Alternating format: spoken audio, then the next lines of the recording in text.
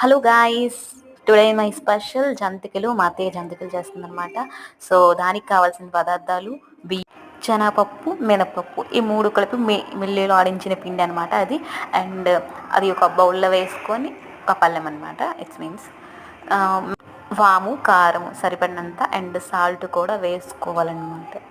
Salt వేసుకొని బాగా కలిపి హాట్ వాటర్ యాడ్ చేసుకుంటూ మొత్తం మిక్స్ చేసి చపాతీ పిండిగా కొంచెం ముద్దగా వేసుకొని, కొంచెం చపాతీ కంటే కొంచెం కన్సిస్టెంట్గా కొంచెం లూజ్గా వేసుకుంటే అప్పుడు జంతికల పిండి అయితే రెడీ అవుతుంది జంతికలకి. అండ్ బౌల్ తీసుకొని దాంట్లో ఆయిల్ వేయాలన్నమాట. ఆయిల్ వేసి అది బాగా హీట్ అయిన తర్వాత జంతికలు గొట్టం ఉంటుంది. సో దాంట్లో పిండి వేసుకొని చూపించిన విధంగా పిండి వేసుకోవాలన్నమాట.